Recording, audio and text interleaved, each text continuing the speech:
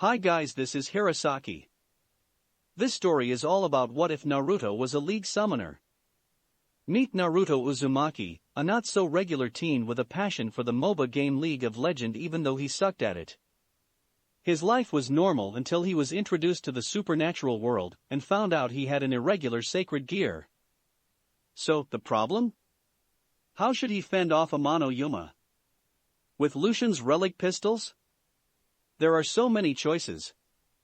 Before we start, kindly like and subscribe to this channel, and look over the description box for the author of this amazing storyline. Welcome aboard. Chapter 1. Fuck Yasuo and fuck all of his players. No, seriously, fuck all of them. That was one of the many curses that went through Naruto Uzumaki's mind at that moment as he crawled on the ground, feeling his consciousness become fainter and fainter with each second passed. Not having the strength to move anymore, the blonde decided to stop and turned around to look at the sky. Fuck. Naruto muttered as he looked at his hand and saw nothing but red. His hand was covered in blood, and it was none other than his blood from the wound on his chest. All it had taken was a moment of hesitation. Just like in a rank game. Why did he have to die? God damn it. The blonde cursed as his hand fell in a dull thud beside him. So, this was the end. Naruto then turned his head a bit, or was it his head that turned on itself because he was close to death?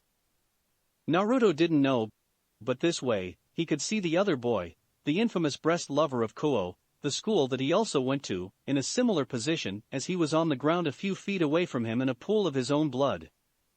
He had tried to save that kid, but he had paid a price for it. Fuck. The blonde cursed one last time. His vision had gotten even more blurred than before. Without hesitation, he blurted out his last words, his one reject in life. At least let me get out of bronze before I die. Guess it was an unreachable goal now, but he really wanted it. He really wanted to get out of bronze.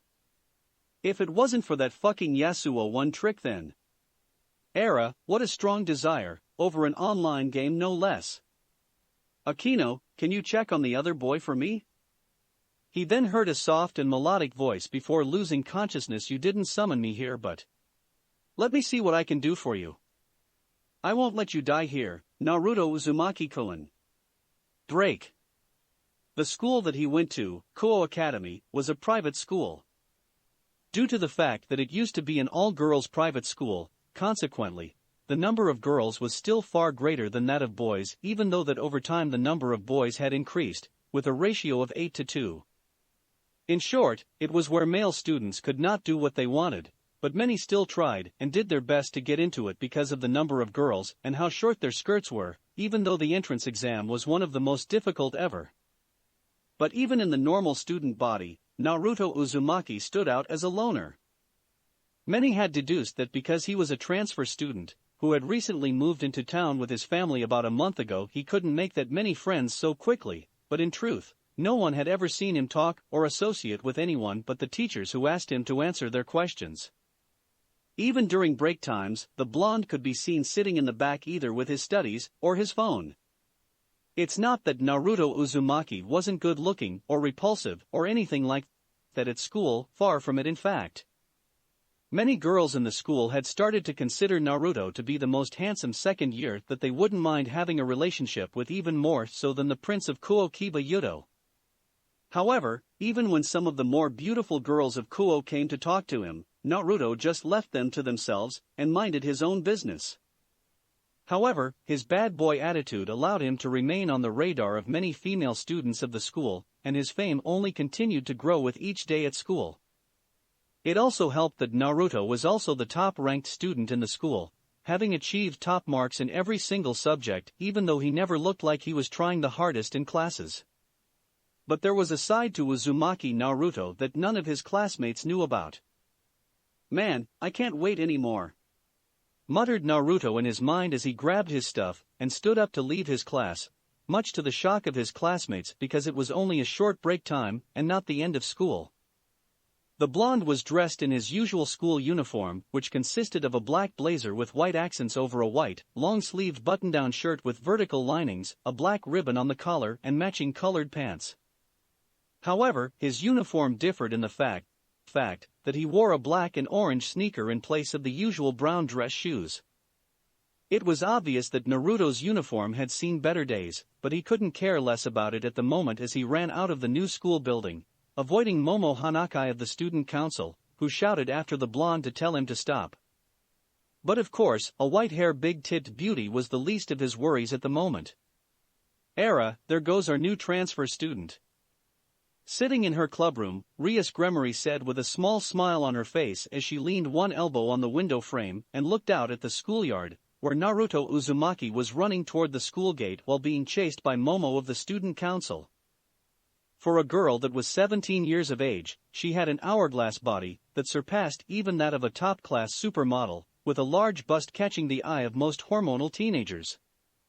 Her blue-green eyes were like the most beautiful crystals that had stolen many feeble hearts, but above everything else about her, her beautiful, flowing crimson hair that covered her back like a curtain of red silk, was no doubt her most beautiful and noticeable feature. Her name was Rias Gremory, and she was the most beautiful girl in Koa Academy. The most famous idol of the school, and the other half of the two great One-Isamas. Era, isn't this his third time just this week alone?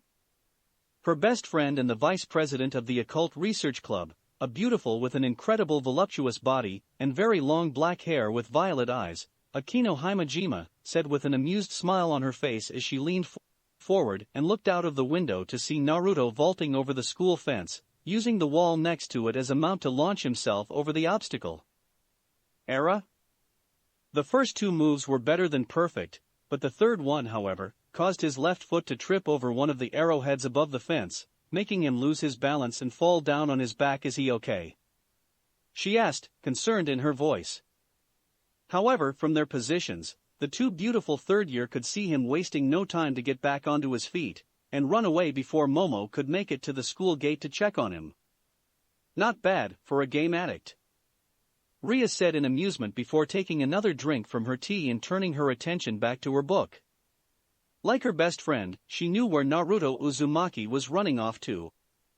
Running over 3 blocks in less than 5 minutes, it didn't take it long for Naruto to arrive at his destination, the best internet cafe in town, where he then ran into one of the available booths left and took his seat, smiling for the first time since morning as he leaned back and made himself comfortable. Turning on his PC, he then waited a few seconds for it to boost, before he started to log in with his account. Yo! What's up, Uzumaki? You're back again? One of the newly arrived customers asked when he walked into the cafe, and saw a familiar mop of blonde hair, chuckling humorously to his friends who also recognized Naruto. So, how will it be today? 20 games losing streak before being demoted to iron? Not in the mood today, Takeshi. Leave me alone, said Naruto as he looked up from behind the screen, but Takeshi gave him the middle finger before walking away with the rest of his 4 friends. Ordering a bowl of ramen and a bottle of water, Naruto then did the thing that he had wanted to do since morning. Logging into his League of Legends account, the game that he's been playing since the moment it came out. While not as famous as it was in Korea or China, League of Legends was still one of the most famous MOBA games here in Japan. It was an online video game that was developed and published by Riot Games. In the game, there were 2 teams of 5, dubbed summoners, dwelling in and defending their own half of the map. Each of these summoners controlled a character, known as a champion, who had unique abilities and differing styles of play. The main goal of the league in its main mode, Summoner's Rift, was to defeat the enemies, attack their base and destroy their nexus, a large structure that spawned minions and was protected by 11 towers. Here goes. Naruto grinned as he cracked his knuckles and turned his head from side to side before creating a rank lobby and queuing up. He did not have to wait long for his ramen and water to arrive, being served by a beautiful waitress who took a long second to try to start a conversation with the handsome blonde, but his attention was focused on the game. Exactly 1 minute 27 seconds later, he found his game, where he was assigned to the support role on the second slot. What the? Naruto asked in disbelief, a tick mark on his forehead as he looked at the role he was assigned to, even though he had set his desired roles to mid and ADC. Not again, riot. Cursing that out so loud the whole cafe heard him, Naruto then grabbed his keyboard and started sending his message to the other players of his team. 7th Shadow 9, his in-game name. Can I have mid please?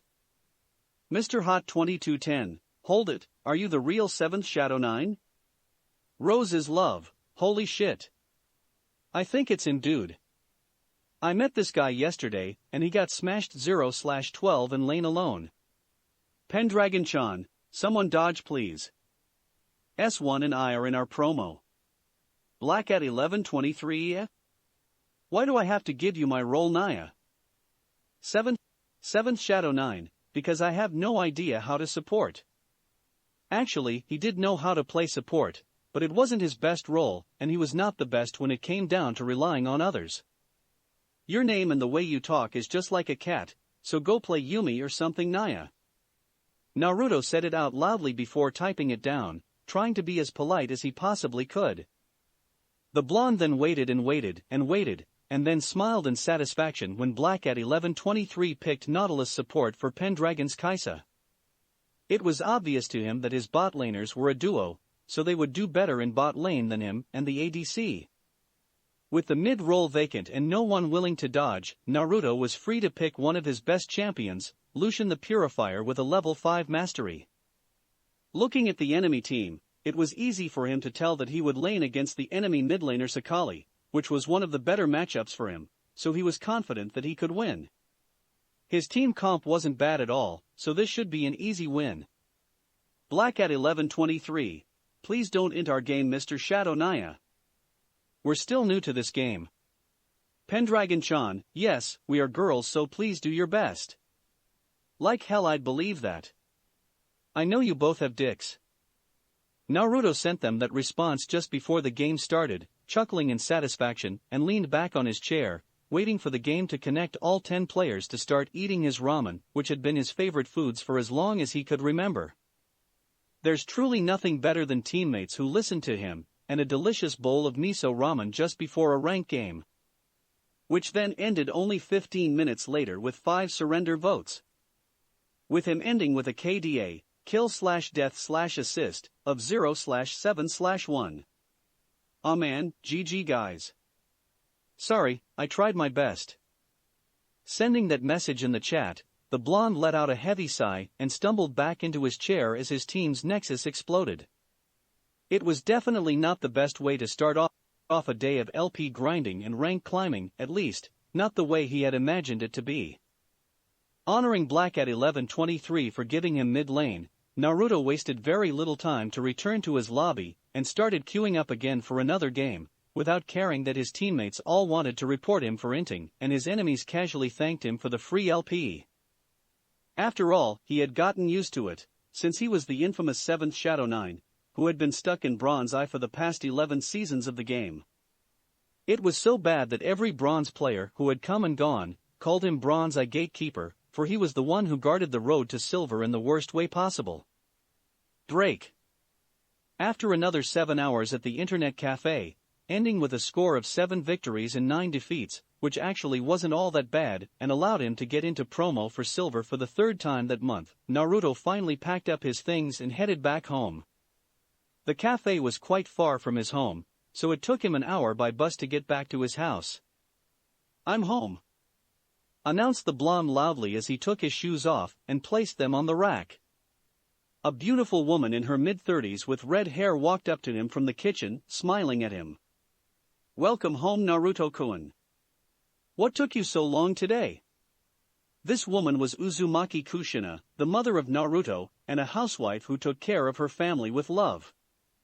Naruto grinned and answered with his usual excuse, knowing that unless Momo Hanakai herself tried to show up at his house like how she did a week ago, his parents would never doubt him with how well he had been doing at Kuo, which was a perfect cover for him to chase after his passion for LOL. Sorry Kaa-san, but I had a group study at school, there is an important test coming soon.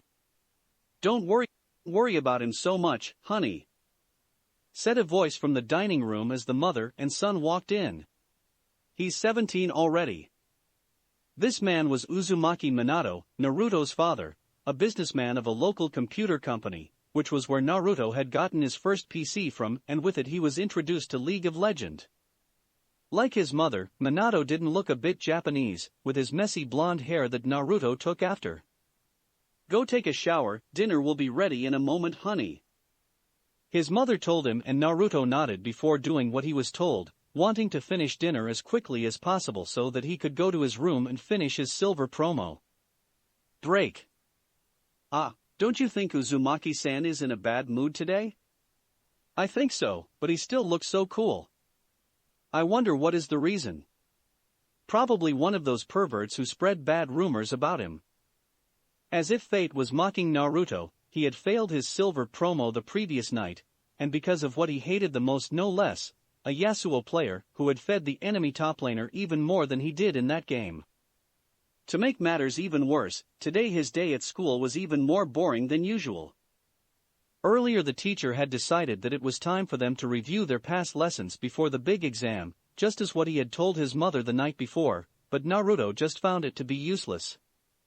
At the moment, the blonde was sitting at his desk with a book in front of him, covering his phone that he was using to check on the stats of pro gamers from all over the world, watching their highlights and gameplays in the hope of improving his own. Naruto had never been one to believe that his skills and understandings of the game were actually that bad, but he had never hesitated to admit that pros like Faker, Caps, Perks, Reckless, Nuguri, were all better than him, and had so much for him to learn from. Since his dream was to be accepted into the LJL Pro League and become the best player in the world like his idol Faker. After 6 hours, the day was finally over, and Naruto took a second to take in a nice breath of fresh air before he then proceeded to leave school.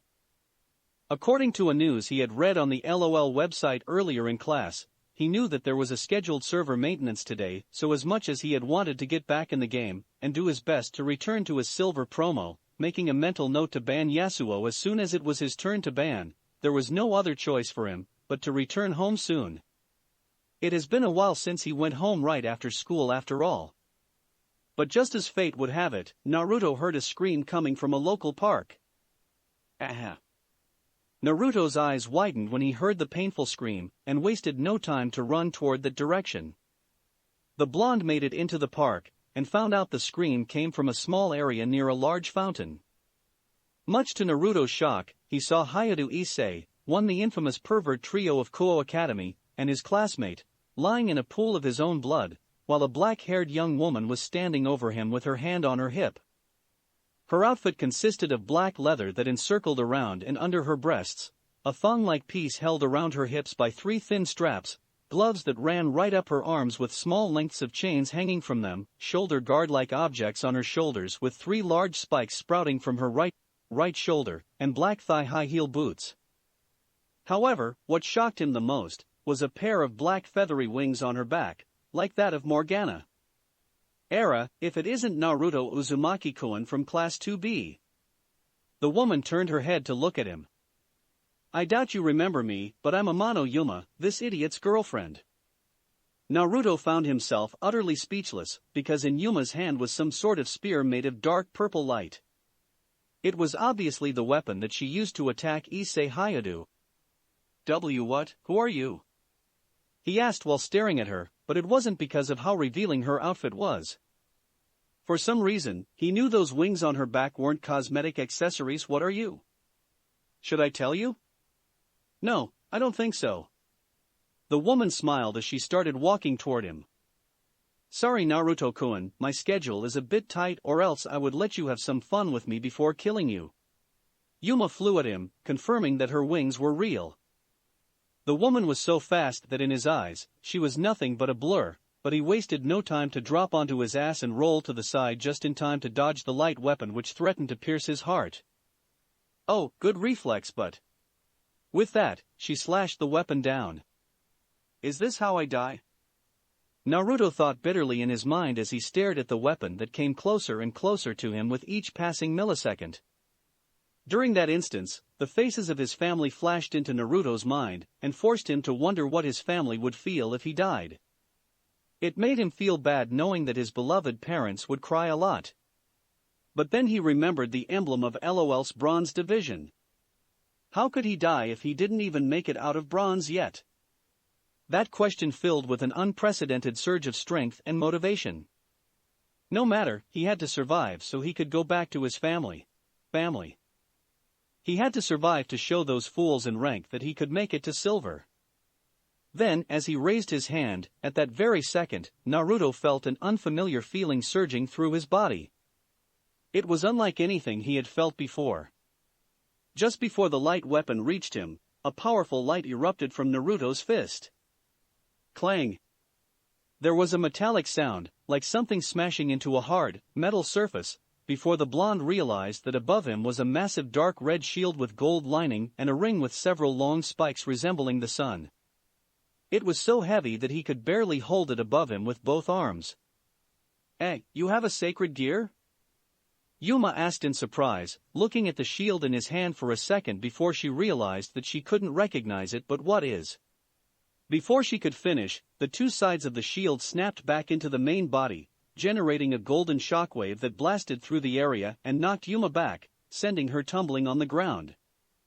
Naruto, who was gasping in shock, soon felt the need to crawl out from under the shield before he was crushed to death by the sheer weight of it, so he did that without wasting another second, leaving the shield on the ground as he rolled to the side and got up on his hands and knees to look at it. No fucking way. The blonde muttered as he looked at the shield on the ground, recognizing its design. It was the shield of daybreak. Leona's shield. But how did it happen? Did he summon that shield? From the game? And what did she mean sacred gear? Did he have something cool that he didn't know about? Okay, let's try that again. The blonde muttered and closed his eyes, concentrating for a second. He could feel that feeling rushed across his body once again, and the blonde was shocked to feel something actually materialize in his hand before he opened one eye to see that he was holding, in his hand was the Book of Thresholds, the book that Yumi's wrote on. No fucking way.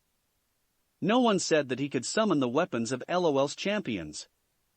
And from the look of it, remembering the wave of sunlight earlier, it seemed that he could use their abilities too.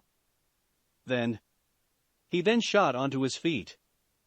If he could summon Leona's shield and Yumi's book, then perhaps he could summon an actual weapon to defend himself against Rainier. But what shall it be? Lucian's gun seemed to be the most obvious option, but he wanted to see if he could use Azir's spear to summon his sand soldiers too, or Zed's master control over Shadow. There's a total of 154 champions in the game at the moment, and many of them fought with real weapons, so there were so many options for him to choose from. And could he summon their weapons? Would it be possible for him to summon the champions themselves to the world too? That thought excited him to no end. But before he could decide between Lucian's relic guns and Azir's spear would be the cooler thing to summon, or something else entirely like one of the ninja champions and their cool techniques, he suddenly felt a sharp pain in his chest, and blinked for a second to see Rainier standing in front of him, holding a dagger of light with the blade burying deep in his stomach. When did she? Gah! Naruto cried out as he felt down. The blonde could feel that his lungs had been punctured, and blood was rapidly seeping into his windpipe as indescribable pain coursed through his body. What is this even? Amano Yuuma asked as she picked up the book that fell from Naruto's hand. It looked oddly familiar, but she couldn't tell where she had seen it before. The book continued to remain in her hand for several seconds before it started fading away before she could open it to read the content inside. On the ground, the golden shield from earlier had also disappeared. What a waste of time. Sorry, Naruto-kun. And with that, she flared out her wings and flew into the darkening sky, leaving a number of her darker black feathers to hover down to the ground. And that was how he died. And started his new life as a devil, a summoner of Runeterra champions. Chapter 2. Konoha Gaming has overcome every challenge. The caster screamed as Naruto, controlling Zed the Master of Shadows, held up the two remaining enemies in their fountain so his teammates could rush in with their minions and destroy the last turret, leading to an unavoidable destruction of the Nexus itself. They are the undisputed, best team in the world. The KG's reign will continue. They win their fourth consecutive world championship. And as fireworks shot up into the sky, Naruto left his seat to celebrate with his teammates and coaches. He then held up the Summoner Cup above his head as a stadium of 150,000 spectators cheered for him. He had won it 4 times now, so its weight wasn't something unfamiliar to him anymore. Even the unkillable Demon King himself, his idol, Faker, came to shake his hand as he received his medal. He had become the best player in the world. But of course, it was all just a dream, since it was too good to be true. A dream he didn't want to wake up from, unlike the previous one where he died. As hard to believe as it was, he wanted a part of it to be real. Just how cool was the power to create and use the weapons and abilities of his most favorite champions from the game? He could hardly imagine what it would feel like to have Zed's master control over Shadow, or be able to fire wave after wave of mystic shots with Ezreal's gauntlet. Golden sunlight poured into the room through the dark orange curtains, as a crisp, gentle morning breeze blew in from the spacious balcony, stirring the pleasant but unfamiliar aromatic presences of roses and lavender as he woke up to see the familiar white ceiling of his room. Out of instinct, Naruto lifted his hand to rub his chest and found that there was no wound. There was not even a scratch or scar, but he did feel a bit fuzzy and tired. So, it was a dream, man, muttered the teen as he tried to reach his hand up to rub his face, but found that for some reason he couldn't move his left arm at all, as if there was something holding onto it. Naruto turned his head to look and was utterly shocked to see some strands of beautiful crimson hair sticking out from under the blanket. There was a weight leaning onto his arm, and it began to move along with a large part of the blanket. The blonde instantly sat up on the bed and was even more shocked when he saw that he was as naked as he was when he was born. His attention then turned to the hump under his blanket as it started to slowly sit up. Is it morning yet?" asked the girl as she rubbed her eyes next to him.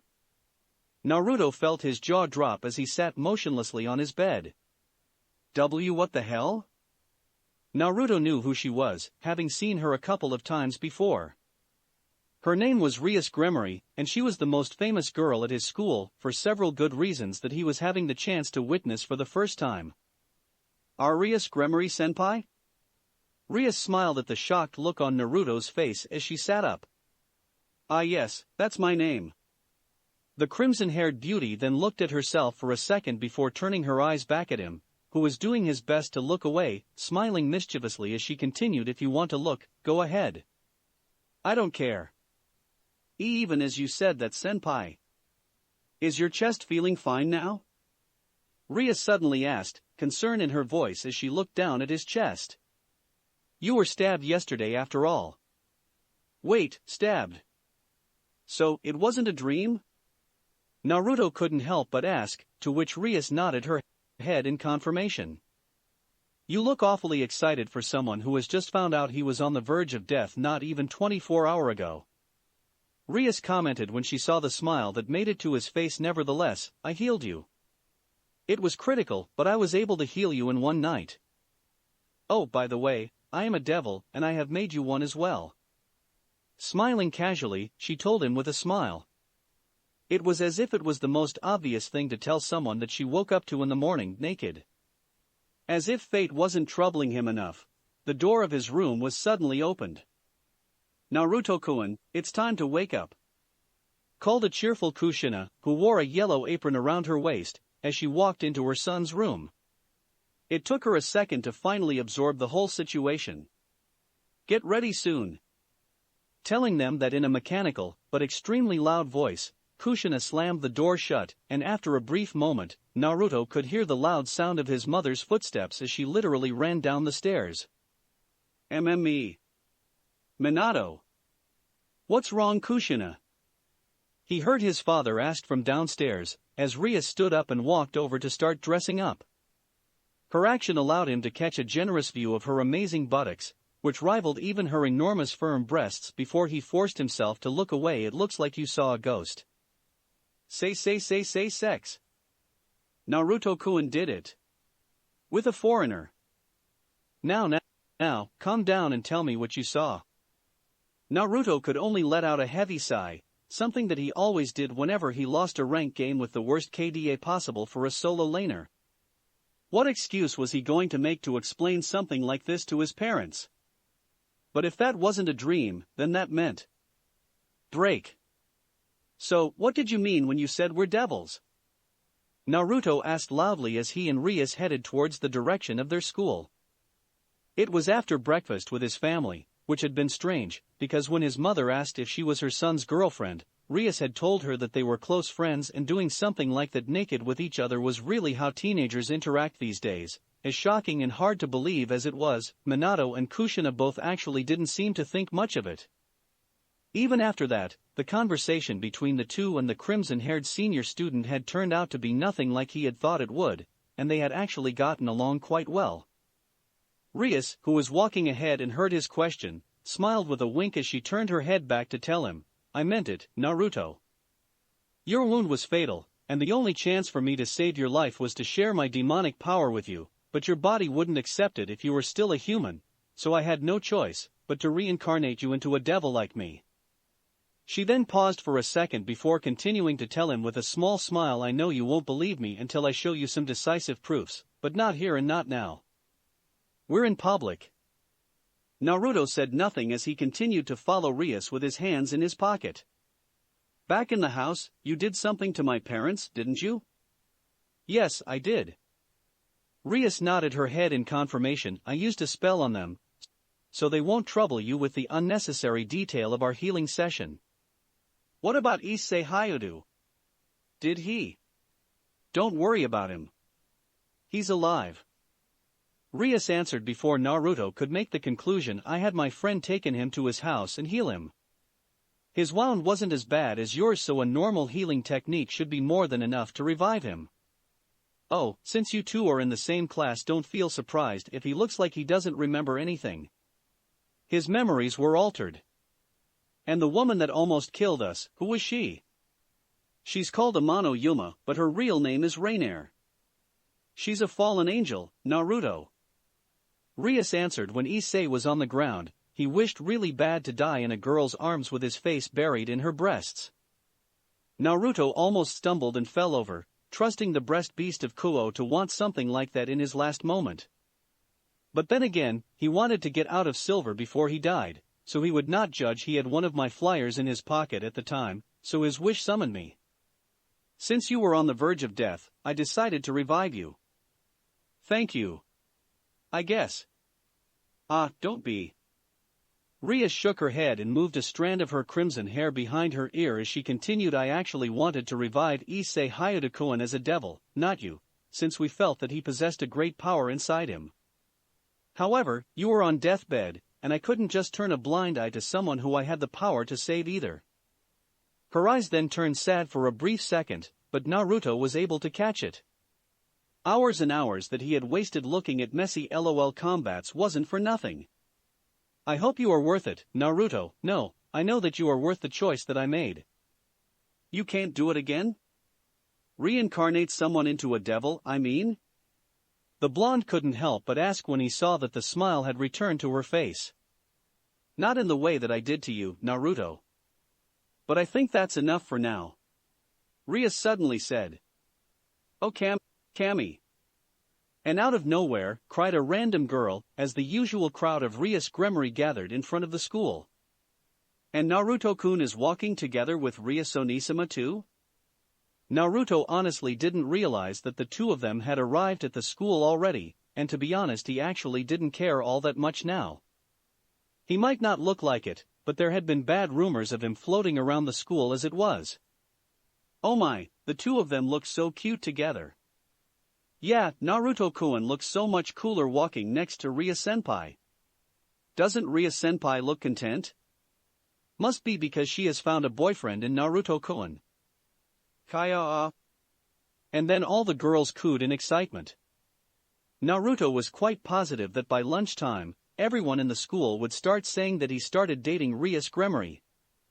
Do take care of yourself, Naruto-kun, and try not to skip class today, Rias told him with a sweet smile.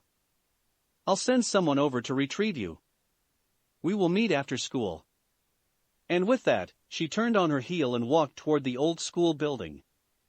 Naruto, meanwhile, was mesmerized by the beautiful crimson curtain that was her hair, and so he stood there, looking at her for a second before he felt someone grabbed and pulled on his ear, making him cry out in pain. Even before he saw her, Naruto knew who it was. "Ouch ouch, Momo-chan, please let go of my ear." Naruto turned his head, and saw a fuming Momo Hanakai of the student council, as she looked up at him. This white-haired beauty with an amazing figure had been chasing him around Koe Academy, since the moment he snuck out of his classroom for the first time. The blonde had no idea how she did it, but she had always been there to scream at him that he wasn't allowed to skip class, and chase after him whenever he made a run for it. School was boring to him, so the two of them had done the cat and mouse game almost on a weekly basis. So much that there weren't even rumors about the two of them anymore, since everyone had seen Naruto and Momo with each other so much that they didn't even bother to make rumors about them anymore. Nevertheless, they all found it amusing to watch whenever Momo was able to catch him. "Come with me to see Sona Kaishu," Momo said as she pulled him toward the student council office with amazing strength for a girl her frame. Naruto, who knew that he had no chance to escape now, had no choice but to follow her, fearing for his ear if he decided to do otherwise. "You're not gonna skip school today as well, Naruto-kun." Break. There. After sneaking out of school that day, Naruto Uzumaki found himself sitting at a local river bank, the least crowded area of the town at this time of the day, working on a training dummy he had been making for the past 10 minutes with several tree branches and thin wire. He was making the dummy look like it was holding onto a stick or, from his point of view, a blowgun, and then stood up to walk closer to the river to stab the end stick down to the ground to make it stand. Returning to his backpack that he left where he had sat, the blonde then took out a Timo's hat, a green beanie with a pair of red goggles and two small animal ears sticking out on the top, and walked back to place it on the dummy head, smiling as he looked at the thing. It was far from the best, but no one could deny that it was an accurate real-life version of the game's infamous practice tool. "Alright, let's start with something simple," Naruto said, and then opened a notebook with a list that he had made while he was still in his classroom. The first, of course, being none other than Lucian's relic pistols. If yesterday wasn't a dream, then let's see if he could do it again. Sitting down in Seiza on the ground, Naruto then concentrated, recalling the feeling that he had the day before while thinking hard about Lucian's dual pistols. He still had no idea how his power worked, but in a blinding flash of light, Naruto felt something heavy materialize in his hands and looked to see Lucian's pistols, which were almost as long as his arm and incredibly heavy too. "Yes!" Naruto cheered out in excitement and stood up to celebrate, causing the pistols to slip from his hands and one of them to fall on his foot, making him fall back down on his ass, but even as rolled on the ground holding his foot in pain, the smile never left his face. After the pain had left him, Naruto hobbled over to the guns and picked them up, holding them in his hands. Although for some reason the two weren't as heavy as he thought they would be. "Okay, let's see what these babies can." But it was at that moment he noticed it. Both guns had no triggers. Am I missing something?" the blonde asked in confusion, before he started waving the two pistols around, looking for a way to fire them, but no matter what he tried nothing seemed to work, and made him feel more and more like an idiot with each second. To the onlookers randomly walking on the street above him, they probably thought that he was a child playing with a pair of fake guns, or a cosplayer practicing for an upcoming fan fest. "Ugh, this isn't working," the blonde muttered as the dual pistols faded away from his hands. Of course, he didn't think that the pistols were anything more than a pair of normal constructed models, with how Leona's Shield of Daybreak had sent out that shockwave like her W ability, Eclipse, the previous day. It was obvious that he couldn't fire them like a normal gun. Normal gun. Okay, let's try out something with a trigger.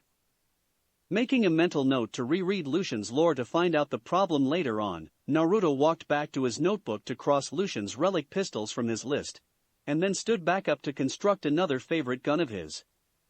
The Whisper. Of course, after he had been able to understand the basics of how his power, or sacred gear as Rainier had called it, worked, it was rather easy for him to do it the fourth time. In a flash, Jin's iconic weapon, the Whisper, materialized in his hand, but it wasn't the only one, as a rifle barrel attachment manifested and attracted itself to an ammunition belt around his hips. Cool!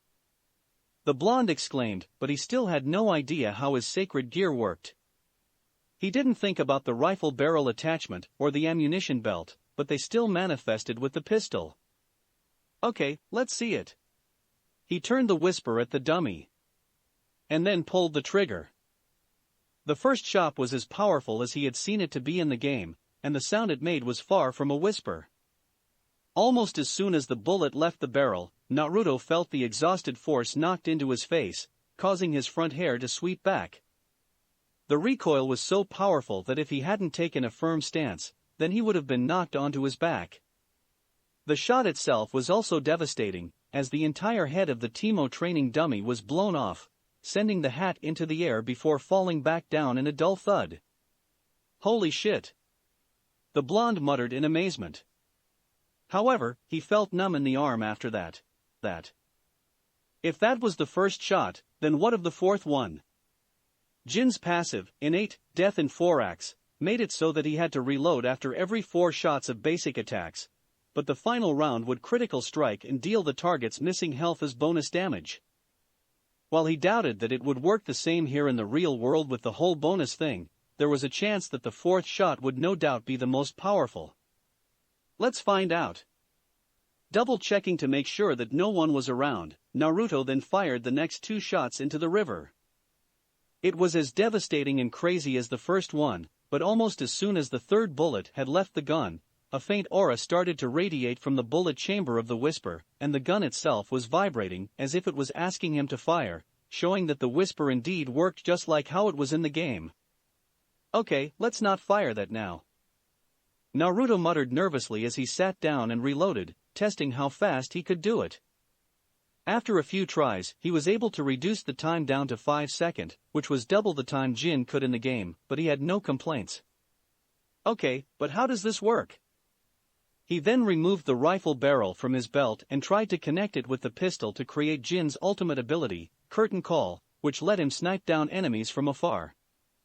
After a few minutes of examining and trying, Naruto was able to fuse the two with each other, creating a sniper rifle that, in all honesty, looked more like a cannon.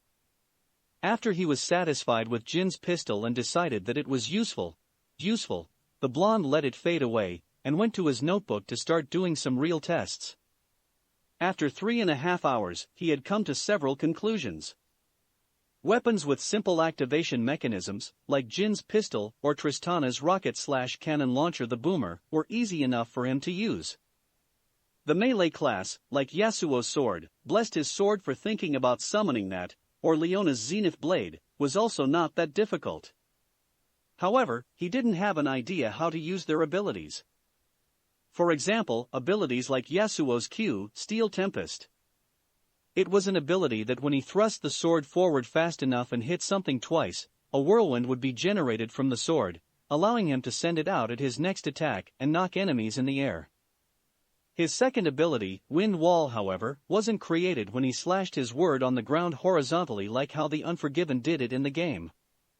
He also couldn't dash the same way Yasuo did with his third ability and blink to an airborne enemy to slash them multiple times like how Yasuo did without running at them first. If the abilities were straightforward enough and came from the weapons themselves, then he could use it with no problem. Like Jace's Hextech hammer, had buttons on the handles that allowed him to switch between cannon form and hammer form as well as choose which abilities he wanted to use, so bless the Defender of Tomorrow for doing something like that. But otherwise, if the abilities themselves were something that the champions acquired in the lore, he had no idea how to use it.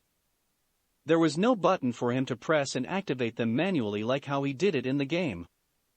Which took him to the problem with the mages, those who used actual magic. For example, he could actually construct Ari's orb, but all that he could do with it was bouncing it around.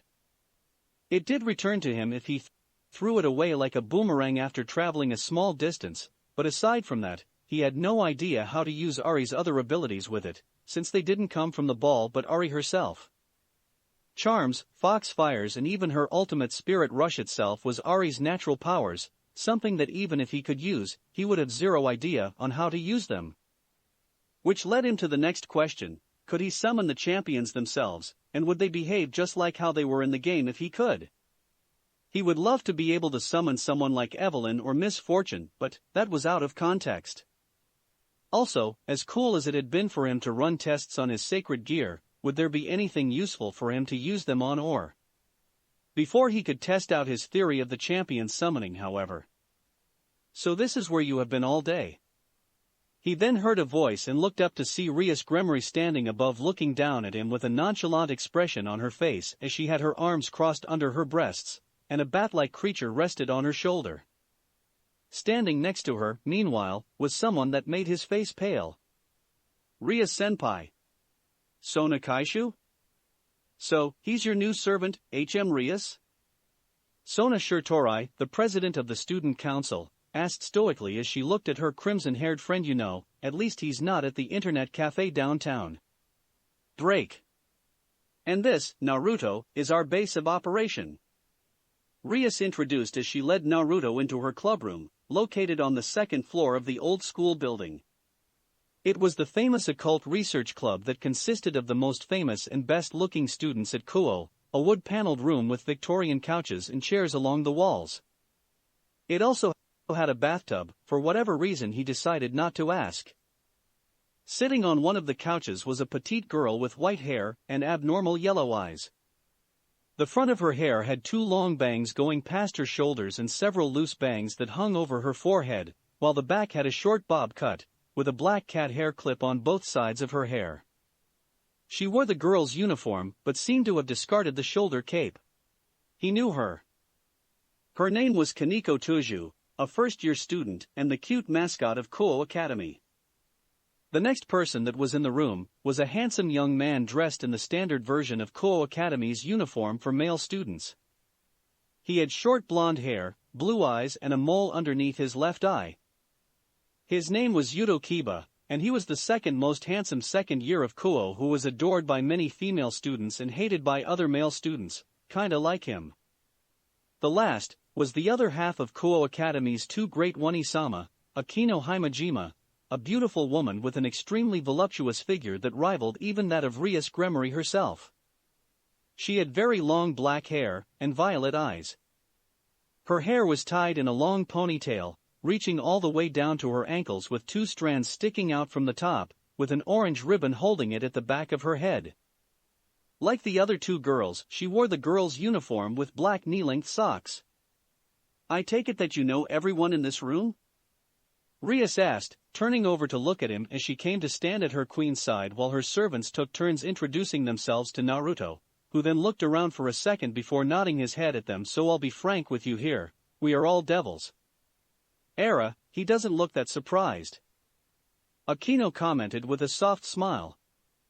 Oh well, 'cause that's not the craziest thing for me today.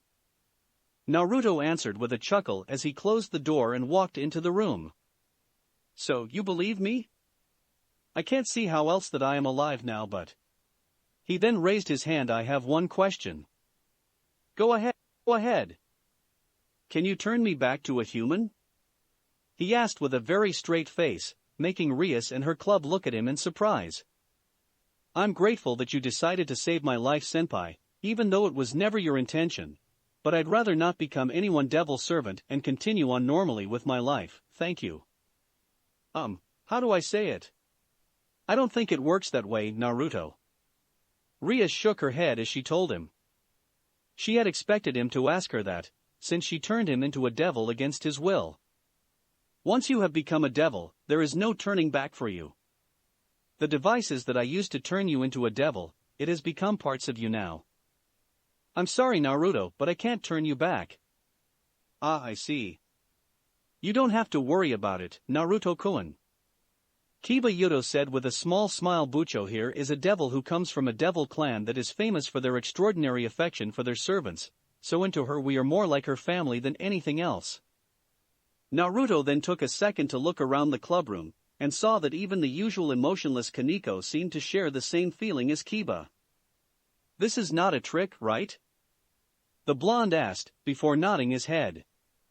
At least it would give him a reason to use his sacred gear. Okay then, I guess I will stick around, but don't think I will start calling you Mistress Rias or something like that. Ah, don't worry about it, Naruto. Rias said with a wave of her hand. The Occult Research Club is our facade, but it is also a hobby of mine, and it works and functions like a normal club here in Kuo, so I'm fine with everyone addressing me as Bucho, president, around here. Great, what about Sona Shitori Kaishu? Is she a devil too? Yes, she and the members of the student council are devils. Her real name is Sona Citri, the heiress of the Citri clan. Rias nodded her head in confirmation. So that meant Momo Hanakai was also a devil? No wonder why that girl had such ridiculous strength and could chase after him for so long. Naruto had noticed that, from lifting Leona's shield of daybreak earlier, he had become a lot stronger and faster after becoming a devil, so it wasn't so bad. Rias then went to sit down on the couch next to Kaneko, and took out a small document under the table before showing it to him. Naruto, who went over to sit down on the sofa on the other side of the table, looked at it and saw a picture of Amano Yuuma, or Rainier. Since you snuck out of school again today.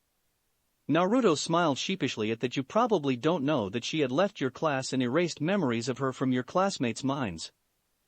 As I said, her real name was Rainier, and she's a fallen angel. I take that you don't like fallen angel very much. Naruto asked. He felt kinda bad for that. It was just like how in the lore no one liked Morgana, because she was branded a fallen angel. In-game, well, her black shield was troublesome to deal with as it blocked all crowd control effects. Because Rainier was a fallen angel, no doubt that there was also angel out there. Yes, the truth is that we, the devils, have been in a state of war against the fallen angels since ancient times. Devils form pacts with humans, receiving their sacrifices, which increases our wealth and powers, while the fallen angels, on the other hand, control humans to eliminate demons. In addition, there are the angels, who come here by divine order to try to eliminate the two races. With that, we have the three biblical factions. This has been going on since antiquity. Ah, so it's like Kale and Morgana with an added faction. Naruto nodded his head in understanding. If he put it that way, then it was much easier for him to understand. However, the look on Ria's face showed him that she had no idea what he was talking about. In League of Legends, Kale is an angel while Morgana is a fallen. The two are sisters and their relationship is like a real-life angel and fallen angel. That instance, Naruto swung his head to look at Kaneko so fast that he almost dislocated his own neck, after he heard her explaining that to Rias in her emotionless tone. Kaneko-chan, I didn't know that you also play League? Naruto asked with eyes sparkling in excitement. What rank are you? I'm Diamond 2, Saito-senpai, Bronze-senpai. His face fell and his shoulders slumped instantly after that. A dark cloud hovered over his head as Kaneko then went on to mercilessly explain to everyone that Bronze was the second worst rank in the game. How did she know that even? Did she also know that he was also 7th Shadow 9, the infamous gatekeeper of Bronze Division? If Rias and the others knew he had been going to that internet cafe downtown, then no doubt she would know that too. Era. It was Akino who said that behind a hand covering her mouth, obviously. Anyway. Rias chuckled forcefully as she continued, looking to change the subject to save her new servant some face. I believe the reason Rainier, who came to this school as Amano Yuuma and attended your class, because she believed Issei Hayadakuen had a dangerous sacred gear inside him. How about that? What is sacred gear anyway? Naruto couldn't help but ask. Rainier mentioned that I had one too, but I didn't know what it was. Rias widened her eyes in surprise before turning her head to look at her servants for a moment before turning back to explain it to him. Well, sacred gear, also known as God's artifacts, are items with powerful abilities bestowed upon humans by God of the Bible. Rias said several individuals with sacred gears have grown to become some of the most powerful and influential, with their names etched into human history. Some like Einstein, Abraham Lincoln or Oda Nobunaga were all sacred gear possessors. Most sacred gears have characteristics that are only useful in human society, but there are also exceptional powerful sacred gears that are a threat to us, devils and fallen angels, like the one Issei has, so Rainier killed him because she perceived it as a threat. She then paused for a second before asking, how did Rainier know you have a sacred gear, Naruto? Akino and I couldn't tell if you had one. Did you somehow awaken and summon it? Even now, it was hard for her to tell if Naruto really had a sacred gear. I did. Naruto nodded his head, suddenly feeling excited again. Can you show it to us? Rias asked curiously. In a place with so much demonic power like this room, it's easy for it to manifest itself. Sure. Which one should it be? Naruto muttered, more to himself than to Rias before an idea came to him. Smirking evilly, Naruto stood up and raised one arm in the air. In a flash, a blowgun manifested itself in his hand. This is my sacred gear, he declared and raised the blowgun to his mouth before blowing out a small dart, which hit the door and created a small cloud of dark poison smoke which lasted for a second before fading. Rias had an urge to face palm. A blowgun? That was his sacred gear? Aside from the fact that she had never seen or even heard of it before, how could a blowgun be considered a sacred gear? Around the clubroom, most of her servants seemed to be having the same thought as she was. Kaneko, on the other hand, seemed to be the only one having a different idea. She had been sweets from a dish since the moment he entered the room, but didn't do it anymore when she saw the blowgun and recognized its design. Recognize it, Kaneko-chan? Naruto asked and tossed the blowgun over to Kaneko, who caught it in one hand before nodding her head. A diamond like her shouldn't have that much of a problem recognizing one of the most iconic weapons of the game. It's Teimo's blowgun. I can create his mushrooms too. Naruto cheered and created Teimo's ultimate ability, the most annoying trap of the game, Noxious Trap, in his hands before he started to juggle it as carefully as he possibly could while not looking. Wanna see what happened if I drop one of them? He asked, making the white-haired girl widen his eyes in shock. It was his first time seeing that look on her face. It was then that Naruto tossed the mushrooms into the air, made them disappear along with the blowgun in Kaneko's hand, and then created Kale's Starfire Spellblade in one hand before stabbing it down to the table between them, shocking everyone in the room with the intense power radiating from it. With a confident smile on his face, he asked, "So, wanna 1v1 me, Kaneko-chan?"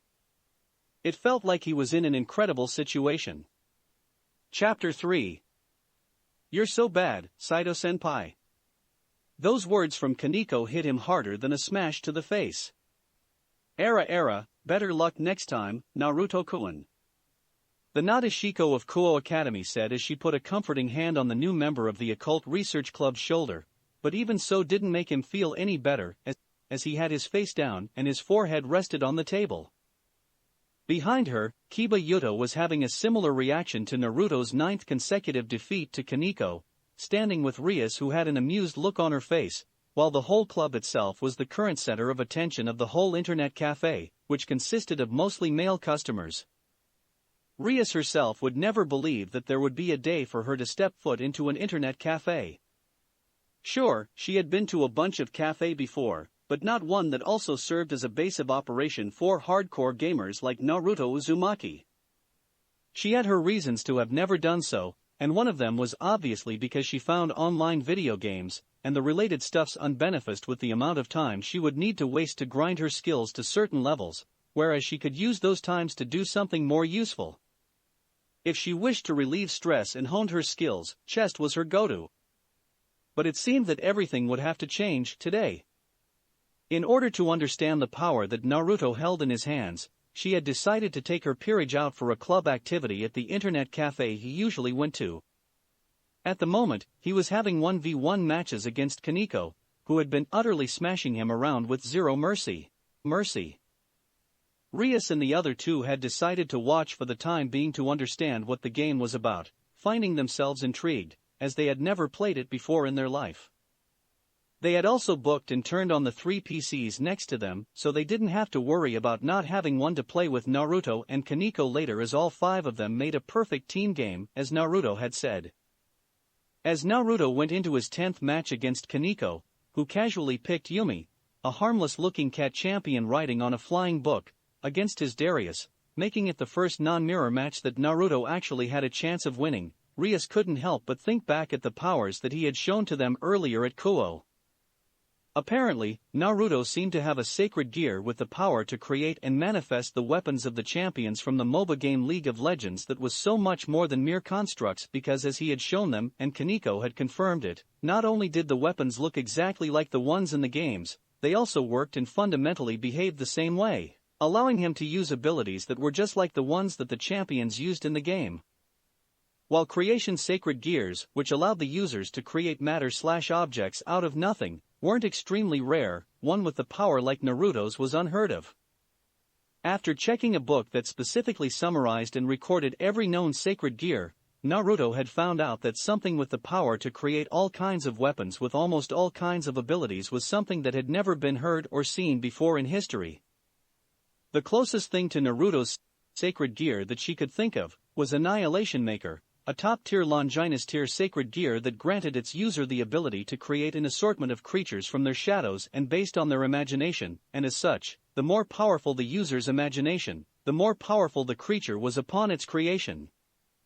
It was obvious that Naruto's sacred gear wasn't Annihilation Maker, but if it was an imagination-based sacred gear as well, then it was close, very close to the power that the Longinus-type sacred gear holds. Runeterra Arsenal was the name Naruto had given his sacred gear. In lore, Runeterra was the world of League of Legend, where extraordinary individuals were chosen as champions to fight in an arena that was called the Fields of Justice. Currently, there were a total 154 champions in the game, and while Naruto had told her that he still had no idea how to use magic-based weapons and trained abilities, just the fact that he could create 154 different weapons with different abilities to deal with different combat situations showed just how powerful he could be. Which led to a question that had made Rias and her other servants shiver when he mentioned it. Could he summon the champions of the game themselves? If his power was truly that of a sacred gear, then such a thing would not be impossible. The blonde had only recently awakened it, so the sacred gear was without a doubt still in the earliest state of development. Given time, he might even be capable of doing something like that, but to what extent, Rias didn't know. However, like her other servants, the crimson-haired princess would love to find out. Gah! What the hell is that healing? Naruto cried out in shock, breaking Rias out of her musing. Focusing her attention back on his screen, Rias saw that Naruto's champion was in critical health. It was the same for Kaneko's cute little cat after Naruto all-out assault with all of his abilities and summoner spells. However, a single heal from Yumi's E-ability, Zumai's, was enough to bring her back to full health, much to the blonde's shock and dismay. "You're dead, Saito-senpai." Kaneko told him nonchalantly, and then attacked him with a single basic attack, before casting the Ignite spell on Naruto's champion, finishing him in the process. Era. The white-haired girl finished with a sigh and a rare, amused smile as she turned her head to look at the defeated Naruto, who had a dejected look on his face as he slumped down the table. Bronze Gatekeeper, that was Naruto's nickname in the League community. Apparently, her new servant was so bad that he had played for 11 seasons, and had never actually gotten out of bronze before. How could someone get stuck in the same level of gaming skills for 11 years was beyond her. It was also worth mentioning that Iron Division had only been added a couple of seasons ago, which meant that Naruto used to be the best of the worst League players, being a hard-stuck bronze eye, something that Kaneko had called him earlier before their first 1v1 match. "I think that's enough 1v1 ing for now, Naruto, Kaneko," Rias finally said, and then walked over to the seat on Naruto's left as Akino and Kiba took theirs next to hers. "It's time for you two to show us how to play the game." As Naruto's head immediately perked up at that. "Click on the game client and create your accounts first." Naruto pointed his hand on Ria's screen, making her nod her head and do what she was told. After a few minutes, she logged into the game as Crimson Heiress. Akino and Kiba soon followed her as well, with their names being Thunder Priestess and Demon Knight 1234 respectively. "You won't be able to play rank till you're level 30, so let's stick to normal blind picks for now. Kaneko, whose account's rank and ELO were both too high, increasing the chance of being matched against skilled players, decided to create another account with the name Shironek0 for herself. After spending the next few minutes waiting for Rias and the others to finish the tutorial, the group set up a normal game lobby and joined in together. "I will go mid," Naruto declared, excitedly. "Jungle," Kaneko said nonchalantly with a hand raised. "Guess I will play top then." Kiba laughed softly into his hand as he went through a number of available champions that he could play and their abilities. Since his account was new, there was only so much he could choose from. "Bucho and Akino-san, you two can play bot lane as ADC and support." Naruto pointed his hand at them, making the two lean forward and look at him in confusion. ADC is attack damage carry, the one with the highest potential damage output in the game. Support is all about making sure things run smoothly for the team. You help facilitate vision control and protect your ADC in bot lane, he explained, proud of his own knowledge of the game. Before he felt a cold chill run down his back, and slowly turned around while laughing awkwardly to see Kaneko Tuja staring at him with half-lidded eyes, and a spoon in her mouth. "Ah, I think I get it. Akino, you will be my support." Rias nodded her head with a confident smile. "Era, let's do our best together, Bucho." The Nadeshiko laughed softly into her hand. "Alright, if everyone is ready then let's do this. Try not to die too many times, Saito-senpai. Can you stop calling me that, Kaneko-chan?" "Break. Man.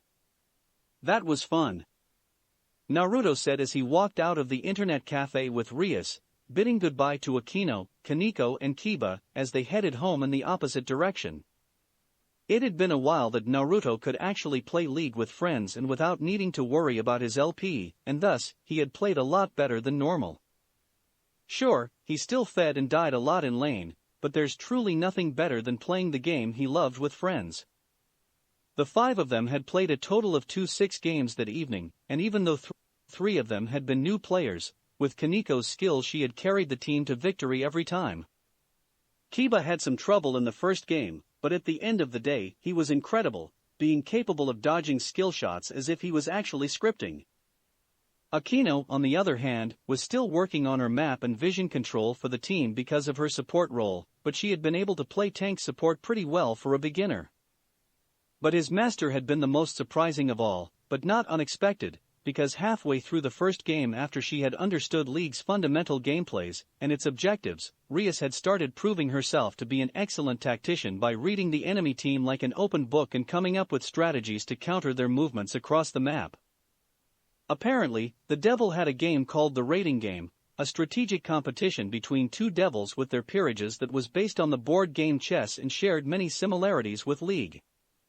He would love to see the game one day, and wondered if they could make a League of Legend, Summoner's Rift variation of the game.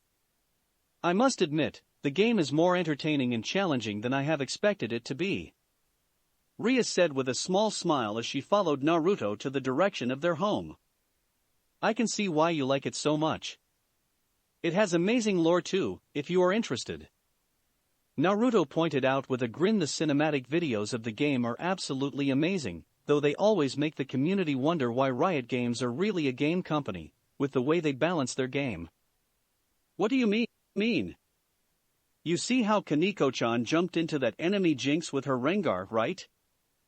Naruto asked with a chuckle, remembering their second game, and how Kaneko basically one-shot her. "Yeah, it has been like that for the ADCs for a while now.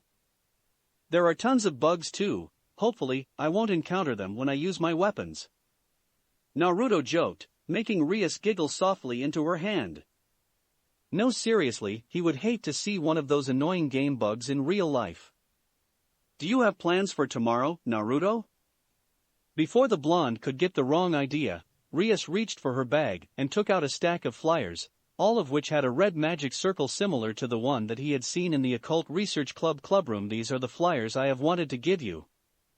They will help you establish contracts with your human clients." "Do I really have to?" Naruto asked, sounding nervous. He had accepted that he was a devil now, but there are things that he's still feeling a bit uncomfortable about. I don't want to kill anyone. It took Rias a moment to realize what it meant, and it took a lot from her to hold back laughter. No, Naruto, we don't take our clients' souls in exchange for our services, at least not anymore. Rias explained to him, while waving her hand in front of her face. We accept compensations now, and get paid in any way that our clients see fit. However, for young devils like you, it's the point that is important. While making contracts is the slowest method, once you have garnered enough points you will be allowed to raise your ranking. One day you can even become a high-class devil, and have your own peerage like me. I see. Naruto nodded his head with a smile. That didn't sound bad at all. That doesn't sound so bad. I know that tomorrow is Saturday, and we don't have school, but try not to stay up too late playing League tonight, and use some time tomorrow morning to hand these flyers out. Rias handed the flyers to Naruto with a small note, and then continued, once you are done, call me with this number. Akino and I will help you work on your sacred gear and your weapons. Naruto nodded his head in understanding. By becoming a devil, he had become the natural enemy of the two other factions, the angels and their fallen counterparts. If he had to fight them in the future, then just having the power to create those weapons was not going to be enough. He had to know how to use them. Master them, even. Break. Okay, the barrier is set, Bucho. Akino Himejima said, as she walked down to the river bank with a smile on her face, where Rias and Akino were sitting on the grass with a notebook and a laptop between them. All three of them were in casual clothes, with Naruto wearing a white shirt underneath a black and orange hoodie jacket with black pants and matching colored sneakers. Rias's outfit consisted of a tight skinny jean that hugged the deadly curves of her hips and sexy legs, black sandals, and an off-shoulder, button shirt that were folded above her midriff, exposing a portion of her flat and toned stomach, while Akino was wearing a normal white shirt and short black skirt, stopping just above her mid-thighs. As usual, she had her hair tied in a ponytail. All right, Naruto, with the barrier up, no one can see or hear us from the other side. We can run as many tests on your sacred gear and weapons as we want now. Rias explained as Akino summoned a number of special magic-enhanced training dummies, those that wouldn't break so easily after 1 or 2 hits. So, Naruto, you told me that the reason you were killed by the fallen angel Rainier was because you couldn't decide what to use when you awakened your sacred gear for the first time. Yes, Bucho. I was a little overexcited. Naruto answered while grinning sheepishly. Rias could only give him a long look, while Akino just let out a soft and amused giggle behind her hand. However, neither of them could blame him. There were just so many for Naruto to choose from, and his passion for the game was truly something else. So, to avoid wasting time choosing and getting yourself killed again, I think you need to decide which one should be your main weapon first, your go-to in every situation. Rias then turned to the notebook on the ground and read his notes from yesterday. Naruto had also told her all the problems with the weapons that had complicated activation mechanisms as well as trained in magic-related abilities. Do you have anything in mind, Naruto? Perhaps it can be something that is easy for you to use and utilize its full potential? Seeing the thoughtful look on Naruto's face as he crossed his arms on his chest, Akino gave a suggestion. I think I have one right here. With that said, Naruto stood up and raised his hand to summon the weapon that he had in mind. Rias and Akino covered their eyes, as the light emitting from his hand engulfed his entire body. After a second, after the light had disappeared, the two Onisama of Koa lowered their hands to see Naruto standing with a black and white gun with an extended stock in his hand, and something that looked like a rifle barrel attracting to an ammo belt that he wore around his hips. This is the Whisper. Naruto explained Jin's gun. Okay. Rias immediately turned to her laptop, which had League's client opened, and searched for Jin in her champion collection. Amazing. The crimson-haired heiress muttered as she read the descriptions of his abilities with Akino, who kneeled down next to her. So the gun has 4 shots. Yes, and after that I have to reload. Naruto nodded his head in confirmation. However, the 4th one is the strongest. I have not tried it but. He then looked at the training dummies and smirked. Okay, shoot them Naruto. Let's see your accuracy. Ria said and pointed her hand at the training dummies Akino had set up for him, and Naruto nodded his head before taking a stance. Aiming carefully, the blonde pulled the trigger and fired the first shot, making Rias and Akino raise their hands to cover their ears, hitting the target square in the chest. Okay, that's clearly not a whisper. The Nadeshiko commented. Nice shot by the way, Naruto-kun. I was aiming for the head. Okay then. Ria said while sweat dropping. In the lore, Jin is a meticulous criminal psychopath who believes murder is art. Naruto said before he fired the second shot, hitting the dummy in the chest again. While they were not gun experts, while the gun looked more like a pistol, Rias and Akino could both tell that it still had the power of an extremely powerful high-caliber rifle just by looking at the damage it was leaving on the magically enhanced training dummy, which could withstand even a blast of middle-tier offensive magic. The blonde then fired the third shot and the gun started unleashing a reddish aura with energy swirling around the bullet chamber. Let's see it. And with that, Naruto fired the fourth shot, widening his eyes as his arm flung back and almost made him fall over. The shot left his gun with an awe-striking bang and reached its target in a split second, ripping the dummy apart with an explosion and continuing to travel onward before hitting the bridge several feet away from them, going all the way through before disappearing. Wow. Naruto whistled while looking at the gun in his hand as Rias and Akino looked at the damage that the fourth shot had done in amazement. Okay, so this pistol is actually the lower half of a sniper rifle. Naruto explained as he removed the barrel from his belt and connected it with the whisper. These two can be connected like this to increase the range and the power of each shot. It's Jin's ultimate ability.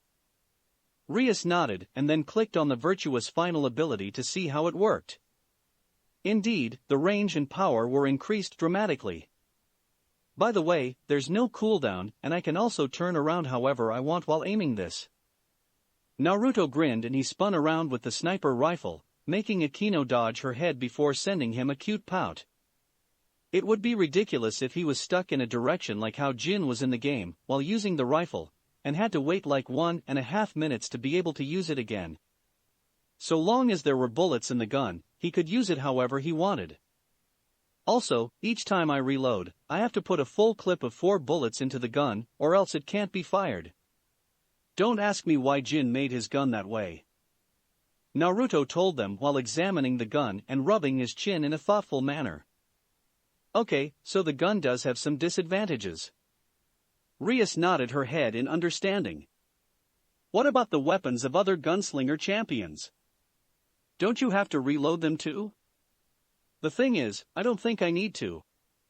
Naruto answered with a shake of his head, making Rias and Akino widen their eyes in surprise, but they don't pack as much of a punch as Jin's pistol, especially the fourth shots. So, I take that guns are the most viable choices. What about swords? Rias couldn't help but ask, since swords didn't have activation mechanisms, it would be difficult to perform the abilities they were associated with respectively. However, swords could still be used by slashing it around. She then selected a certain champion and pointed her hand at his weapon. This one looked good. No. Naruto suddenly said while waving his hand. No way I am gonna use that weapon. I hate Yasuo. Before either Rias or Akino could ask him why, Naruto immediately went on to rant about how Yasuo and his players always ruined his gaming experiences. So no, I am not going to use his sword. Okay, so let's just forget about it. Rias said finally before moving back to the list of champions, looking at the champion right next to Yasuo. What about Yon? That's his brother. Naruto said with a deadpan expression, making the two girls' sweat drop, but you know what, I don't think I have a problem with Yon. So Naruto raised both hands and summoned said champion's weapons, a pair of dual swords that represented his human and demon sides respectively, fitting for someone who used to be a human, but was reincarnated into a devil like him. The sword in his left hand was similar to Yasuo's sword, a wind sword that was made of mortal steel, and shaped like a traditional katana. It was the sword Yon used before he died in the lore. The second sword in his right hand, however, was a demonic weapon with a dark red, seemingly glowing blade and gleaming runes. Yon took this sword from an Azakana demon after becoming an undead demon hunter. Whoa. However, almost as soon as the Azakana blade had manifested fully in his hand, Naruto was forced to let go of the sword and let it fall to the ground to back off. Rias and Akino were also forced to do the same, because the blade suddenly glowed and unleashed a wave of thick, malevolent dark red aura that swirled around the blade. Okay, that's going to be problematic. The blonde muttered cautiously. Naruto, be careful dash, but before Rias could finish, Naruto had already shot forward, threw the mortal sword to the side and grabbed the Azakana blade, picking it up from the ground and holding it in his hand. The sword shone and unleashed even more demonic energy in waves, causing the two devils to step back even farther from him. Naruto held the blade firmly in both hands, closing one eye as he felt it struggle, as if it was a living, breathing creature. And then suddenly, after 15 seconds of struggling, the aura disappeared, leaving the sword motionless in his hand. The runes near the handle, however, were glowing brightly. Not to self, never summon those dark-in weapons. I think I got it. Naruto said as he turned to look at Rias and Akino, who were both looking at him with their eyes as wide as dinner plates. Is there something on my face? He then reached his hand up and touched his cheek, finding a hard edge there before widening his own eye when he realized that there was a mask on his face. Based on its design, it appeared to be the one that Yon wore. Are you sure that thing is safe to use, Naruto? Rias asked worriedly as Akino summoned a mirror to show him the mask he was wearing. Pretty sure Bucho, I feel fine. Naruto said as he walked back to pick up Yon's mortal blade, holding both blades vertically with his arms crossing on his chest, taking on Yon's trademark stance. You know what? I have never felt better. He finished, feeling a rush of power that he had never felt before in his life as he held the two swords firmly in his hands and turned his attention over to the training dummies.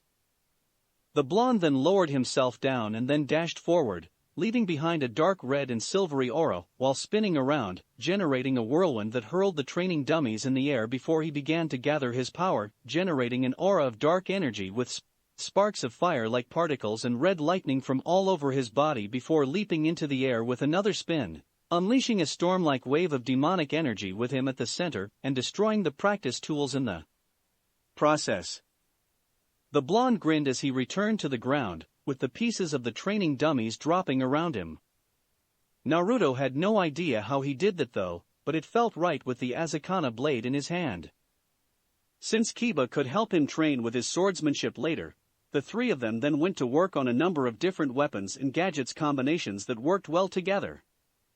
Things like Akali's smoke bombs or Zed's shuriken, which he liked a lot more than the traps, bombs and grenades, could be used at any time, and with anything to give him an edge in battle. Given time and enough training, he might even be able to fight like the Kinko ninjas one day, just not with all the supernatural powers, at least, not yet. Summoning the champions themselves? Rias repeated Naruto's words while Akino was writing down another weapon combination for him. You think you can do that? I don't know, but I don't think it hurts to try either. Naruto said as he finished the water bottle he had been drinking, feeling a bit drained from overusing his Runeterra arsenal, but Rias said over time as he grew stronger as a devil, that shouldn't be a problem anymore. Let's see, why don't you try to summon her? Rias said and pointed her hand at Ari, the nine-tailed fox. From what he had been told when he picked her in a game yesterday, the leader of the Yukai faction in Kyoto was a Kyuubi, a nine-tailed fox like Ari. Though, it's worth noting that Ari was a Gumiho, a Korean demon fox, so obviously there were differences between them. Alright. Naruto nodded and then sat down, folding his legs and putting his hands on his knees, closing his eyes to concentrate. Usually, he would picture the images of the weapons he wanted to summon in his mind, but this time it was the image of Ari in her splash art, holding her orb of deception in her hands. He's doing it. He really can do it. Akino gasped in amazement as she looked at Naruto, surrounded by a brilliant blue aura. A large magic circle then appeared on the ground with Naruto at the center. The Gumiho champion began to take form in front of him. First, it was her voluptuous body in a red and white Korean dress, and then, her 9 flowing white tails formed behind her, with a pair of fox ears twitching on the top of her head with long dark hair as she took her first breath of air, smiling a little as she stretched her arms. Hold on. She then widened her eyes in realization when she suddenly noticed something. Naruto, stop. Rias, who had noticed the absurd drop in Naruto's demonic energy reserve too, put a hand on his shoulder to stop him before he could continue. Naruto opened his eyes suddenly and looked at his crimson-haired master before realizing that he was sweating profusely. Bucho, what?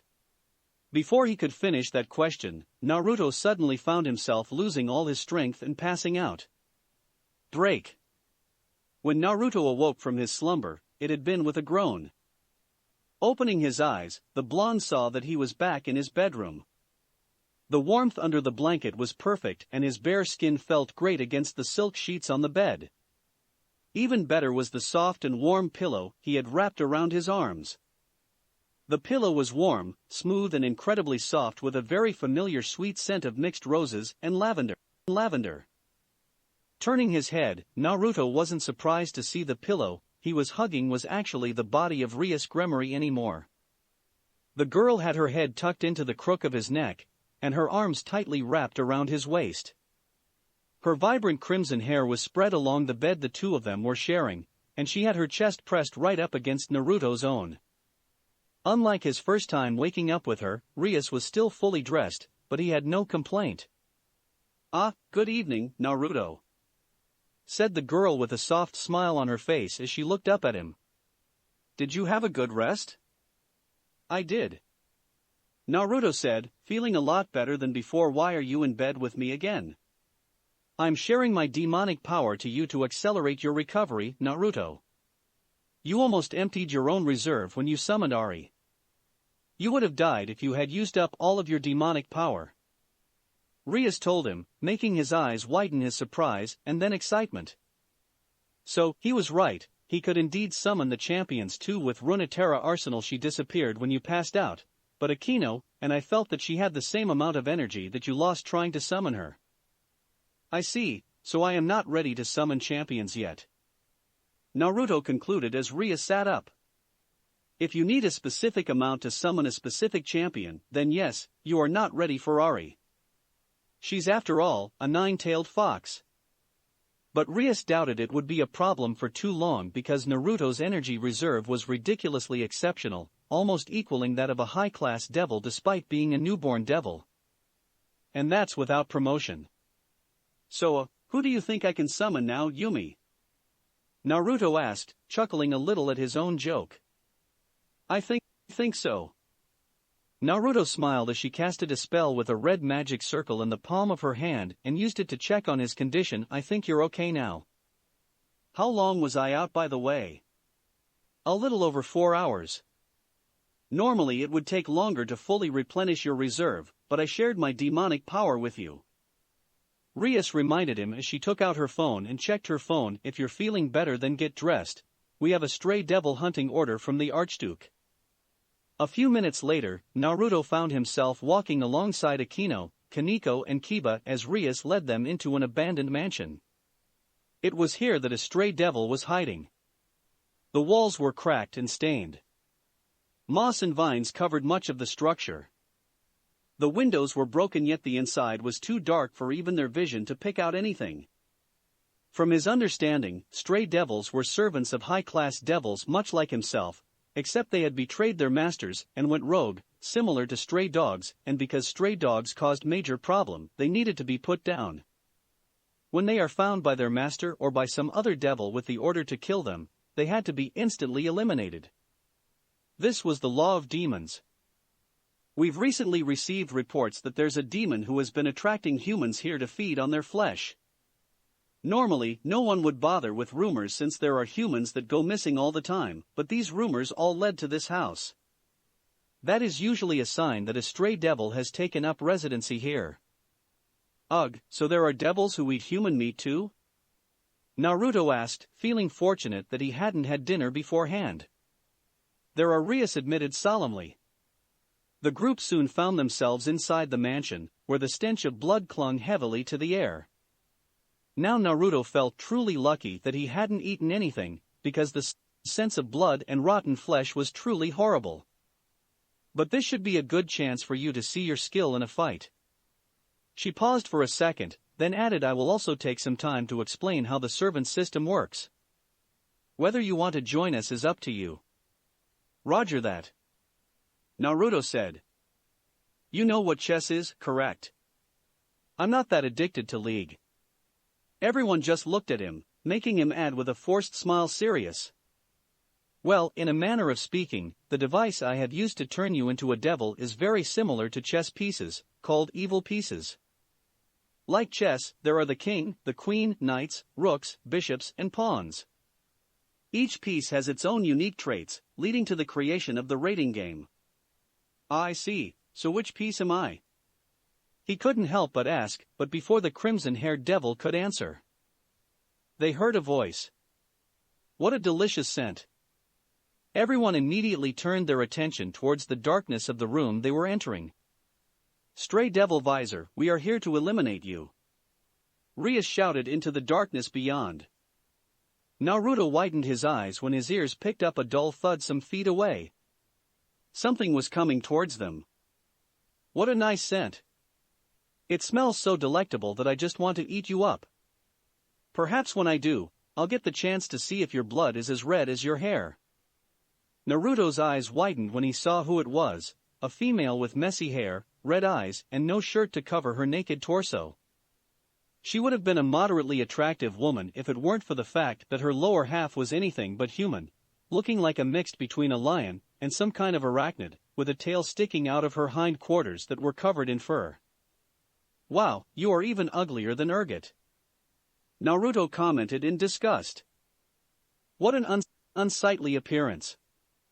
Rias crossed her arms under her chest. It suits you well. And you are one pretentious little girl. Visor snarled, and Naruto could see that her human hands were holding on to two bloody javelins. I'm going to enjoy staining your corpse with fresh blood as dark as your crimson hair. Humph, Rias smirked and took up a gesture of haughty poise. Such delicacy from a small dog. Naruto, see how will you fare against her? Okay. Naruto grabbed Jin's gun, attracted the sniper rifle to it and took aim. But seriously, with a target this big, there's no need for him to aim. He just wanted to see just how powerful the full gun was, that's all. Ha, a gun. I'm not Emperor.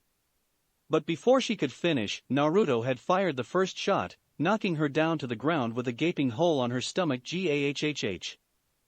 The stray devil cried out in pain, but Naruto didn't let her and continued with the next two shots on her chest and shoulder.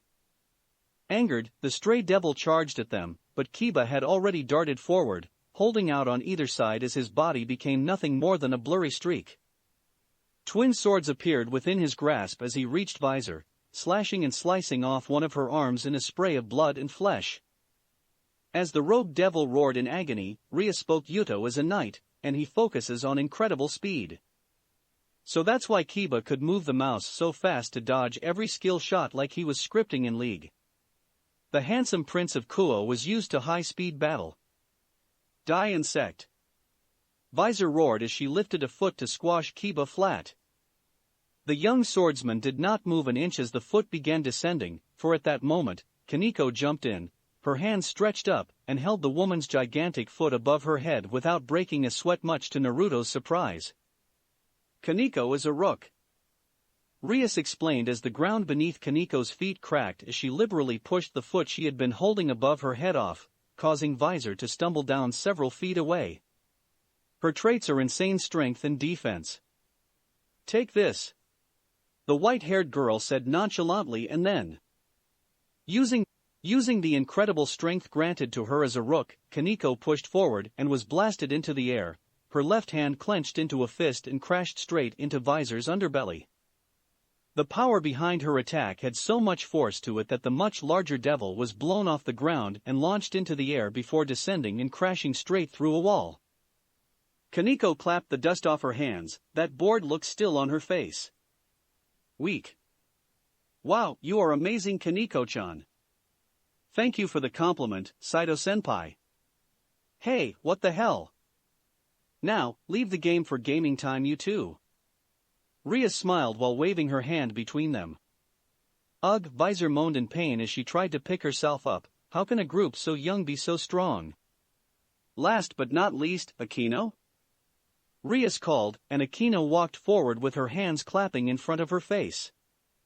In that instance, Naruto couldn't help but feel that there was something extremely disturbing about the normally gentle and pleasant Nadeshiko Yamamoto of Kuo. Now listen, Akino is my queen. Why you fucking bitch? Era, giggling softly into her hand despite the insult, or possibly because of it too, Akino tilted her head back and looked down at the stray devil. What a vulgar mouth, I think you need to be punished. ZZZZZTTT. Akino raised her hand and sent sparks of lightning from her fingertips into the air, creating a yellow magic circle with the crest of the Gremory in the center that then sent out a massive lightning bolt upon the hapless Visor. Gra. As a queen, Akino has all the traits of all other pieces. As Ria spoke, Akino began zapping lightning at Visor. Her breathing had picked up drastically, despite an attack of that level not being anywhere near enough to tire someone like her out. There was a heavy blush staining her cheeks as well, and she was squeezing her thighs together, and shuddering in ecstasy every few seconds. Oh my, Akino licked her lips with a sultry smile as she stared at the horribly charred body of Visor, the small flush on her cheeks increasing to a brighter red. It looks like you can still continue. I wonder how long you can keep this up. Akino mainly excels in magic. Ria said she uses natural elements like lightning, ice and fire, but above all else, she is an ultimate sadist. Ugh, so this woman was basically like Evelyn. So much for the gentle and pleasant Nadeshiko Yamamoto of Kuo. But it's hot, nonetheless. Ha! Akino sighed, her body shuddering with orgasmic bliss as she held a hand to her cheek. It seems that still wasn't enough to kill her. Naruto's sweat dropped as he looked at Visor. If anyone was in a state that Akino had left her, they would certainly wish to die. I suppose I'll let. She then turned around and walked back to the group, just as Visor used her last remaining strength to attack the sadistic queen from behind with the arm holding the javelin. Kiba rushed forward, but he wasn't as fast as the speed of Naruto's fourth shot, as it grazed Akino's hair lightly and hit Visor's elbow, severing everything below it and making the devil roar in pain. Era? Akino gasped playfully into her hand as she approached him. That was close, Naruto-kun. You could have shot me. Naruto shook his head as he took the gun back and removed the rifle barrel from the pistol part. Don't worry, Akino-san. I went to a summer camp when I came from that, you know. What? Thank you. The black-haired woman winked flirtatiously, making the blonde shudder. Deciding to ignore the interesting interaction between her new servant and best friend, Rias walked up to the thoroughly defeated Visor, stopping just a few feet away. Her face was face blank, a perfectly composed mask befitting a devil of her high standing. Do you have any last words? Kill me. Very well then, Rias smiled, held up her hand, as a dark crimson aura appeared around her body. What looked like a ball of black energy erupted above her palm, and she then let it loose at Visor. The effect was instantaneous, as the orb of black and crimson energy slammed into Visor, swallowing the stray devil whole in an inferno of dark wave-like flame. Once the power had disappeared, Visor was no more, and there was nothing left. Not even drop of blood to stain the floor with. It's over, everyone. Ria smiled as she turned back to her peerage. Anyone up for some league? And no one was more excited than Naruto. However, as the group began to leave. Excuse me, Bucho. Quickly catching up to the beautiful president of the Occult Research Club, Naruto called. Rias turned to smile at him. What is it? I was just wondering. The blonde began. You never explained what my role was. You are pawn. Naruto almost tripped over and slammed his face on the ground. So much for expecting himself to be a cool piece like rook or bishop or even knight like Kiba. But still, if the evil pieces worked just like chess pieces, then did that mean he could promote himself to become other pieces too? In all honesty, Naruto couldn't help but think that it fit him the most with his arsenal. Era, don't be so down, Naruto. You are my only pawn, after all. What do you mean? The blonde couldn't help but ask, sounding surprised. Usually, it only needs one evil piece to reincarnate someone into a devil. Those who are exceptionally strong will need more than that. Rias explained with a smile, but when I reincarnated you, it had to use all 8 pawn pieces to bring you back. It is unheard of even among the matured high-class devils. That means you are very special, Naruto Uzumaki.